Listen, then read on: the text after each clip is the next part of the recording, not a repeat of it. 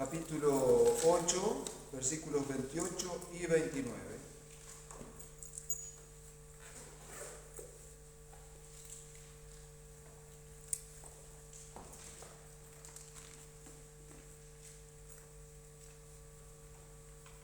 Dice así la palabra del Señor: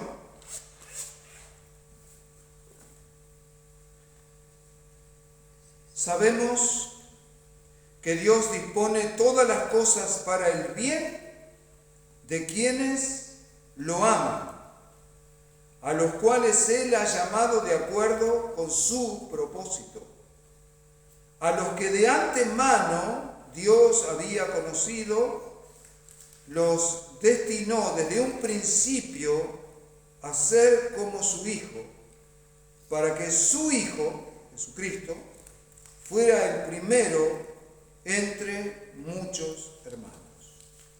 Esta es una promesa maravillosa donde podemos tomar mucha esperanza y mucho consuelo a través de ella. Dice Él que Dios dispone todas las cosas, para el bien de los que lo aman. Vamos a empezar de atrás para adelante. No es una promesa para todos. En este caso es una promesa condicional. Dios dispone todas las cosas para el bien de los que lo aman. Entonces, amar al Señor nos hace acreditarnos esta promesa. No todas las cosas son buenas para los que no aman al Señor. ¿De qué manera podemos nosotros manifestar nuestro amor al Señor? En primera instancia, me gusta visualizarlo así. Según el apóstol Juan dice: en esto consiste en que amemos a Dios, en que Él nos amó primero. Así que me gusta tener esta figura para poder desencadenar un amor hacia el Señor, que es visualizarnos a nosotros como un espejo. Y ese amor que el Señor nos da, como un espejo, reflejarlo hacia Él. Es como que primero tenemos que abrir nuestros ojos, nuestro corazón y nuestro entendimiento al amor incondicional del Señor. Entonces hay una lógica consecuencia. Creer en ese amor, sentirse realmente amado, hace que espontáneamente nosotros lo amemos. Y en ese amor obedecerlo, y en ese amor adorarlo, y en ese amor servir. Todo tiene que estar con este combustible para que lo que nosotros hagamos sea realmente fructífero. La Biblia dice claramente, cuando le preguntaron a Jesús, ¿cuál es el primer mandamiento? Amarás al Señor tu Dios con todo tu corazón, con toda tu mente, con todas tus fuerzas. Cuando el Señor fue tentado en el desierto, Él contestó diciendo: al Señor tu Dios adorarás y a Él solo servirás. Primero, adorarás. Segundo, servir. Primero, la motivación. Segundo, la acción. Pedro, ¿me amas? Jesús es Dios. Tú sabes que te amo. Entonces, apacienta mis ovejas. Amar al Señor es el primer mandamiento. Amar al Señor hace que nos transformemos en personas invencibles. Amar al Señor hace que seamos personas inofendibles. Porque servir a las personas, servir en la iglesia, dar una palabra, dar un vaso de agua, la primera motivación es hacerlo por amor a Dios. y de Él vendrá nuestra recompensa. Hacerlo por un genuino amor a Cristo.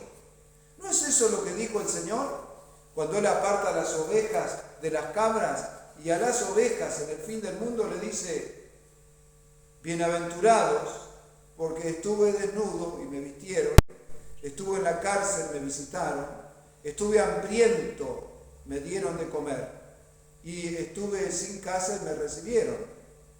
¿Cuándo pasó eso, Señor? Cuando lo hicieron a estos mis hermanos más pequeños, a mí me lo hicieron.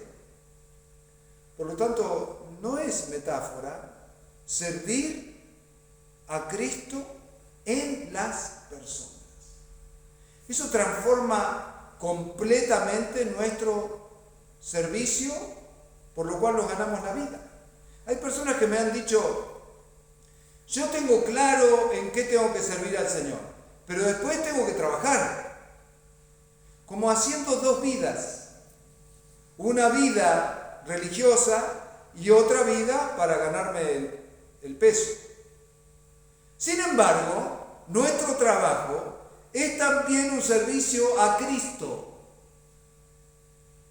Fíjense lo que el apóstol Pablo les aconseja a los que en ese momento eran esclavos. Dice: sirvan como sirviendo a Cristo. Y a los amos les dice: recuerden que todos somos esclavos de Cristo. O sea que iguala las dos cosas.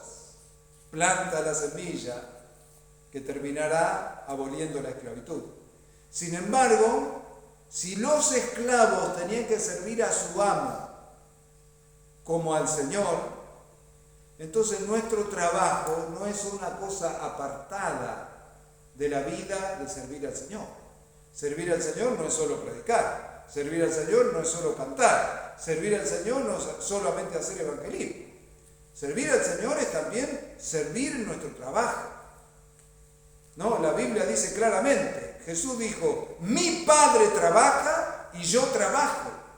Entonces, en ese momento, Él santificó el trabajo que hacemos todos los días y debemos hacerlo como sirviendo al Señor.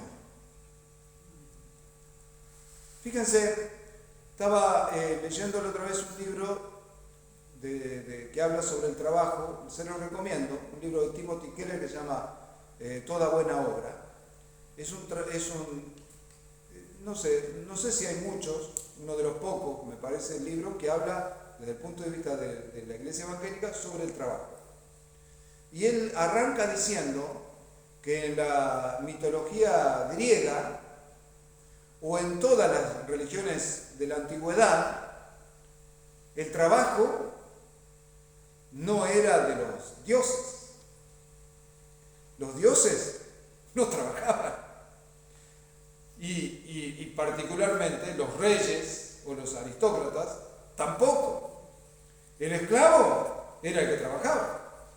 Se necesitaba de los esclavos porque los esclavos limpiaban, los esclavos servían, los esclavos de mayor nivel eran artesanos, los esclavos eran la fuerza. No se les ocurría pensar que el trabajo era algo bueno, era una servidumbre. Es más, el filósofo necesitaba del ocio creativo. De modo que la situación perfecta era no trabajar. Pero la Biblia irrumpe en la historia, en los tiempos de Moisés, con la revelación bíblica, a un Dios trabajando, a un Dios creando, a un Dios haciendo. Y para terminar, al hombre lo crea con la idea del trabajo manual. Toma el barro, lo forma como el alfarero, sopla sobre él y le da vida y le da su presencia. Jesús dijo: mi Padre trabaja y yo trabajo. E implica incluso en nuestra tarea diaria que no es una maldición bíblica. Nuestro trabajo es una posibilidad de servir a las personas como quien sirve a Cristo. Tiene implícita la idea de la creatividad. Hay miles de maneras de hacer un trabajo y la excelencia implica cierta creatividad. ¿No es así? El docente creativo es otro docente. El docente que permite la creatividad de sus alumnos es otro docente. ¿La abogacía no precisa creatividad? Ya lo creo que sí. Hasta Einstein decía, es mejor la imaginación que el conocimiento, porque el conocimiento te lleva de A a B y la imaginación te lleva por todos lados. Y sin duda, la creación de la teoría de la relatividad exigió imaginación de parte de Einstein. ¿No es así? Es interesante saber, ya que estamos, que los grandes científicos eran creyentes en Dios. Es una falsa dicotomía entre ciencia y fe. Einstein decía, Dios no juega a los dados. Una frase de Einstein. Dios no juega a los dados, por eso todo su esfuerzo era decodificar las leyes que Dios dejó en el universo, y muchas las encontró. Era como jugar a descubrir la huella de Dios. Esa era la ciencia. ¿No es maravilloso? Y el trabajo del científico también es una frase de Einstein que dice 1% de inspiración, 99% de transpiración. Significa que la ciencia es un trabajo, o sea, investigar, crear. Pero también el trabajo que se hace con las manos es un trabajo de creatividad. Estaba leyendo también en otro libro que tenemos acerca de los usos y costumbres de la Biblia, lo tengo por ahí, que mostraba cómo era ser carpintero en los tiempos de Jesús. Ser carpintero en los tiempos de Jesús no es como ser carpintero hoy. Claro, con máquinas, con tupí, con cepilladora, mandás un WhatsApp, te traen ya las maderas. El carpintero tenía que ir a cortar el árbol, traerlo. Las sierras eran, más vale perderlas que encontrarlas. La mayoría se hacía a hacha, se devastaba y se creaba una superficie plana a fuerza de hacha. O sea, el trabajo de Jesús fue un trabajo físico, un trabajo que cansaba. Elevó la categoría de trabajo, como se dice hoy, ¿no? Vieron que esos imágenes que ponen en YouTube, que dice albañiles nivel Dios, y que ponen albañiles que revocan con la pala ancha, por ejemplo, ese tipo de cosas. Bueno, nunca más mejor aplicado a que Jesús era carpintero nivel Dios, porque era Dios. Y él habrá tenido que pelear el precio del trabajo, porque estaba dentro de una cultura que no había precios fijos, por decirlo así. Si era un gil para pelear el precio, se fundía. Tenía que pelear el precio, tenía que trabajar, tenía que cumplir, se levantaba temprano. No es que a él le informaron cómo era trabajar. No es que a él le informaron cómo es. No es que vio una película. Él se tuvo que levantar temprano, aunque no tuviera ganas. Él tuvo que ir a trabajar todos los días. Él trabajó hasta los 30 años. Y después trabajó también haciendo la obra de Dios. Tan agotado estaba que se durmió en un barco en medio de una tormenta. ¿Quién se duerme en medio de una tormenta? Una persona que está completamente agotada. Se iba de aldea en aldea predicando el Evangelio. Caminaba larguísimas distancias, porque se caminaba. El caballo era un privilegio. De modo que él sabe lo que es tu cansancio. Sabe, incluso los días que estás aburrido, también sabe lo que es el aburrimiento. Los ángeles no lo saben. Los ángeles no tienen ni idea de lo que es vivir en esta vida. Jesús sí lo sabe. Ahora, este pasaje dice que todo está equilibrado para el bien de los que lo aman, pero da un detalle que revoluciona un poco este pasaje, que dice, a los cuales Él ha llamado de acuerdo con su propósito. Muchas veces he citado este versículo hasta esta mitad. Sabemos que Dios dispone todas las cosas para el bien de quienes lo aman. Pero segunda parte de este versículo, y el versículo 29, dice, a los cuales Él ha llamado de acuerdo con su propósito. Y dice, a los que de antemano Dios ha conocido, los destinó desde un principio a ser como su Hijo, para que su Hijo fuera el primero entre muchos hermanos. O sea, acá está diciendo que el supremo bien es ser como Jesús.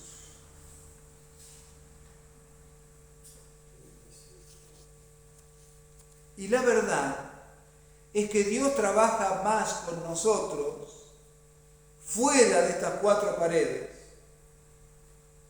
en la realidad del lunes, del martes, del miércoles, porque Él ha programado montones de cosas que nos pueden pasar a fin de crear el carácter de Cristo en nuestra vida,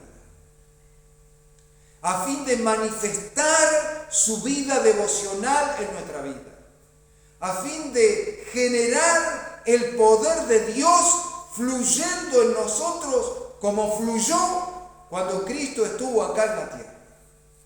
A tu historia, a tu nombre y apellido, a tu situación, pero Cristo en tu situación.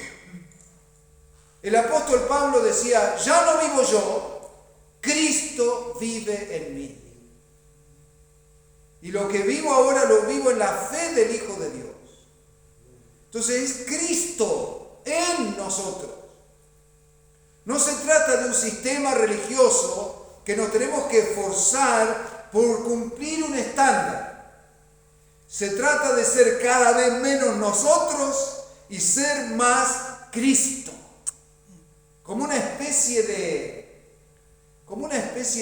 injerto cuya raíz somos nosotros, pero se nos quita y se nos pone un árbol, un cítrico que da fruto. Y a pesar de que somos nosotros en nuestras raíces, nuestro fruto es dulce como el fruto de Jesús.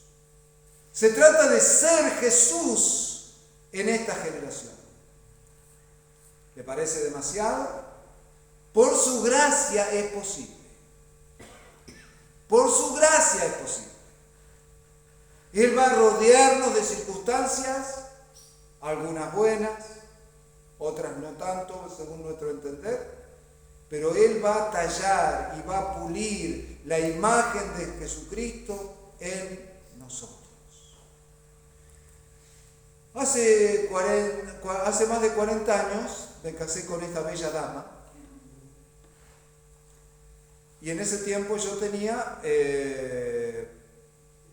21 años, si no me equivoco, 21 años. Y bueno, vivimos por fe. Me tocó ir a trabajar a un hotel en Miramar, cuyos dueños eran alemanes nazis.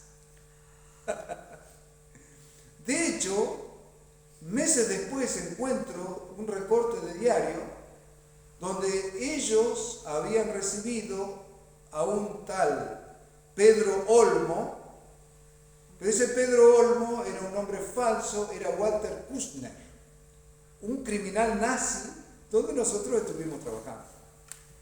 Mi esposa quedó embarazada y bueno, ella estaba muy flaquita y de esos kilos pocos que tenía, bajó 6 kilos. Porque los primeros 2 meses del embarazo, bueno, estuvo descompuesta mucho tiempo. Y ella tenía un trabajo. Ella tenía que hacer de mucama en los departamentos que alquilaba y yo era conserje de noche, de 10 de la noche a 8 de la mañana. Y mi esposa se levantaba solamente para hacer el trabajo de mucama y después se volvía a acostar. Vomitaba todo el día. Y un día viene este muchacho alemán, que hablaba perfectamente castellano, y me dijo, me reprendió por el mal trabajo que estaba haciendo mi esposa. Y yo estaba recién casado. Y faltaba media hora para que termine mi turno, así que no le dije nada. Dios ha hecho un gran trabajo en mí. En ese tiempo, ese trabajo no estaba tan terminado. Y me enojé muchísimo. Así que siempre mi esposa me esperaba para tomar unos matecitos, después me iba a dormir, después de estar toda la noche. En ese momento pasé de largo y me fui a lo que era nuestra habitación y me arrodillé llorando, porque no tenía mucho tiempo en la iglesia evangélica. Yo había tenido una experiencia con Dios hace años, pero no tenía mucho tiempo. Lo suficiente para saber que Dios me pedía que ame a mis enemigos. Y no me daba el target para amar a mi enemigo. Así que me arrodillé y lloré hasta que no me quedaron fuerzas. Y le dije al Señor, no puedo amarlo. Pero ahí recibí una pequeña luz que me sirvió hasta el día de hoy. Me di cuenta que Cristo sí lo amaba. Y ese Cristo estaba viviendo en mí. Entonces mi oración fue esta: Señor, yo no sé cómo haces para amar a este salame, pero lo amás. Me corro para que lo ames vos. Sencillamente me corrí y lo dejé de lado para que Él fluya con su amor. Y ahí me quedé en paz, me quedé tranquilo. Recibí una lección de lo que puede hacer la gracia de Dios en un corazón, en una vida. No se trata de que vos produzcas lo sobrenatural por tus propias fuerzas. Nunca Dios pensó que pase así. Resulta que a la única persona que Dios el Padre y el Espíritu Santo va a glorificar es a Jesucristo. Y es Jesucristo el que tiene que brillar en mí y en vos. Es el mismo que brilló en Esteban cuando lo estaban apedreando y él perdonó a las personas que lo estaban apedreando. ¿Es natural que alguien haga eso? Pero es el mismo Jesucristo en Esteban que en la cruz, pendiendo de sus heridas, oró al Padre y le dijo: Señor, perdónalos porque no saben lo que hacen. El mismo Jesús que perdonó a sus enemigos pendiendo en la cruz, ahora estaba en Esteban, produciendo esa oración por lo que lo estaban apedreando. Y es el mismo que por su gracia puede producir en nosotros lo que no está en nuestro radio poder hacer. De pronto, el Espíritu Santo puede venir sobre vos, y de hecho lo va a hacer, que te produce una fe sobrenatural. o que te produce una ira sobrenatural contra el enemigo, o que te produce una compasión que sabes que no es tuya, o te produce una perseverancia en la oración que tampoco es tuya. Se trata del propósito de Dios generando el carácter de Cristo en nuestra vida. Hay una frase que escuché por ahí que dice: si ves mis defectos, me estás viendo. Si ves algo bueno en mí, estás viendo a Cristo. Y es así. El apóstol Santiago dice: todo lo bueno viene del Padre de las luces. ¿Hay algo bueno en vos? Es Cristo en vos. Incluso hay una gracia, que le llaman gracia común, que toda persona, aunque no tenga a Cristo en su corazón, tiene algo de Dios. Tiene algo bueno. Tiene un hálito, un sello, una huella digital de que su imagen está en esa persona. Porque todos hemos sido creados a imagen de Dios. No todos somos hijos de Dios. Los hijos de Dios son los que se convirtieron.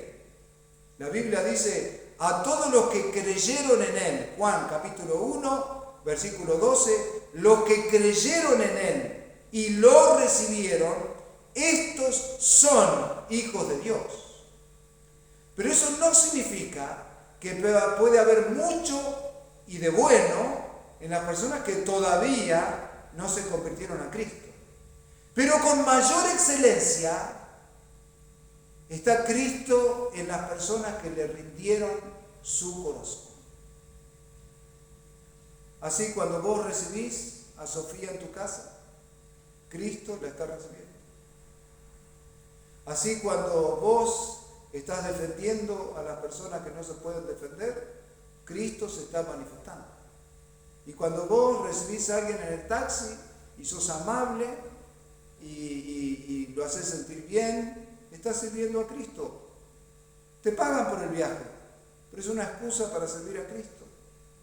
A nuestros parientes, a nuestra familia, estamos sirviendo a Cristo. La Biblia dice que Jesús lavó los pies de sus discípulos. Un trabajo de esclavos y de los más bajos de los esclavos. ¿Y qué les dice? Ustedes dicen que soy maestro y señor. Y tienen razón. Y él cambia el orden. Hay mucha sutileza en la Biblia. Dice: y como soy señor y maestro, estoy dando ejemplo para que hagan. Dice: yo soy el Señor y sirvo para que ustedes hagan lo mismo. Ustedes son la única Biblia que muchos leerán en sus vidas. Ustedes son la sal y la luz en el medio de esta generación. Qué raro sería que toda la sal de Buenos Aires esté en un depósito y nadie tenga sal. Qué raro sería que en un lugar esté todo iluminado y todo el resto de la ciudad esté a oscuras. ¿No será que el plan de Dios será que nosotros estemos acá para encendernos, para animarnos, para fortalecernos y después salir al lugar para iluminar donde está la oscuridad? Para iluminar donde está la necesidad, para salar, para ser de bendición. Somos el cuerpo de Cristo. Cristo se va a manifestar a través de nosotros. Somos sus manos para acariciar a un chico, para orar por sanidad. No me voy a cansar de decirles los tremendos milagros que está haciendo el Señor, no a través de grandes siervos de Dios, ni de profetas, ni de pastores. Dios está haciendo tremendos milagros a través de su iglesia. Dios tiene el plan de hacer grandes milagros a través de tus manos. Y ya les he contado muchas veces, ¿cómo es que dice? La audiencia se renueva, dice. Nelly Martínez, esposa de un portero en Miramar, que todavía trabaja, se está por jubilar, en la 14 y la 11 de Miramar. Hace más de 30 años vivían en la 36, casi la 37, y le estaban predicando a sus vecinos, y un día llegaron a casa y estaba policía, ambulancia, y esta persona que le estaban predicando había colocado una cadena en una viga de su casa y se había ahorcado, pendiendo de una cadena. Tenía más o menos, ella me dijo, unos 6 años de creyente. Y le dijo el doctor Morcelia, que todavía vive, voy a dar todos esos nombres para que lo verifiquen, estaba allí para verificar la muerte de ese hombre ante la policía. Y estaba la policía ahí, las sirenas, y Nelly le dice al doctor Morcelia, quiero entrar para orar por ese hombre. Y este le dijo, negrita, está muerto. No importa, déjame que quiero orar por esa persona. Negrita, está muerto. Quiero entrar, déjame. Y le dijo al policía, déjala entrar. Déjala entrar. Entró a ese lugar, estaba atendido. Hablé con ella hace cuánto, una semana. Ni siquiera se acordaba los detalles de la historia que le tuve que hacer acordar yo. Le dije, tenés que escribir un libro. Reprendió el espíritu de muerte, estaba el cadáver ahí tirado. No pasó absolutamente nada. Se quedó ahí, lo levantaron, lo pusieron en ambulancia, lo llevaron al hospital, llegó vivo al hospital. Ese hombre vive todavía en Miramar. Vive todavía en Miramar. Yo creo que algunos creyentes de origen brasilero harían una miniserie de esto. Pero nosotros nos olvidamos. No era pastora, no era profeta, era una creyente que sintió un impulso del Espíritu a hacer eso y Dios lo resucitó.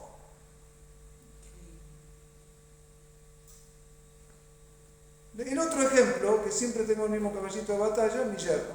Mi yerno ahora es medio pastor, es un pastor sin credencial. Predica en la iglesia, es un referente, pero hace 20 años era un recién convertido. Se convirtió a Cristo, estaban de novio con mi hija, y después de tener la escuelita estaban limpiando la iglesia.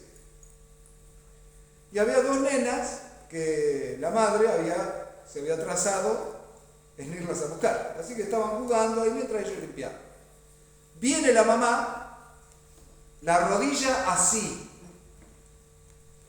toda vendada, subiendo la escalera de a un escalón. Y le dice, fui al médico, me dijo que haga reposo, pero no puedo hacer reposo, tengo que seguir trabajando. Así que no tengo otro remedio, era un sábado, no tengo otro remedio que venir a la iglesia, dice. Dice, mañana vengo a la iglesia a ver si Dios hace algo. Y mi yerno le dice, ¿y por qué esperar hasta mañana? Vamos a orar ahora. Así que me contó el detalle del asunto, me encantan los testimonios. Así que oró y él le pareció sentir trac, trac. Y dijo, me habrá parecido. Y ella, que se llama Vanessa, le dice, ¿escuchaste? Entonces no es que le había parecido. Se le desinflamó a ojos vista, de modo que las vendas se le cayeron hasta los tobillos. y empezó a subir y bajar los escalones completamente sana. No había ambiente, no había música, no, una sencilla actitud de fe. Una fe sencilla, una fe no para las cámaras. No era pastor, no era evangelista, no era Carlos Anacondia, era Lucho Pandiani, mi yerno, que pienso yo que tendría 2 años de creyente. Dios quiere hacer milagros a través de su iglesia. Y alguien dijo, conmigo nunca hace milagros. La pregunta es, ¿y oraste por la gente? ¿Tomaste el riesgo? Si no orás por la gente, no va a pasar nada. A Satirio dos Santos, un brasileño que hace muchos años está en Colombia, alguien le dijo, pastor, ore para que yo tenga más fe. Este hombre morocho le dice, ¿y usted está usando la fe que tiene? No. Entonces, ¿para qué quiere más? Use la fe que tiene y se va a multiplicar. Tome riesgos. ¿Qué puede pasar? ¿Que no pase el milagro? Si ocurre el milagro, la gloria es de Cristo. Si no ocurre el milagro, entonces usted no tiene culpa. Es Dios el que hace el milagro, usted tiene la actitud de fe. Pero aunque no ocurra el milagro, la gente se va a quedar impactada por 2 cosas. Primero, que a usted le interesa el dolor del otro. Segundo, que usted no es un cristiano religioso que cree que Dios puede hacer algo sobrenatural. Que cree. Nadie cree en la realidad. Pruebe. Y después me va a contar un par de testimonios. Uno de los pilares más importantes de esta iglesia es la práctica de la oración. Oraremos y oraremos y oraremos hasta que Dios se glorifique de una manera sobrenatural. Oraremos y oraremos y oraremos hasta que podamos visualizar a Dios obrando en todos los 360 grados de cada uno y de nuestra comunidad de fe. Clamaremos y clamaremos hasta que familias enteras se entreguen a Jesucristo. Oraremos y clamaremos hasta que los adictos dejen las drogas, dejen la delincuencia, hasta que encontremos aquí gente que en otro momento fue corrupta, transformado por el poder de Cristo.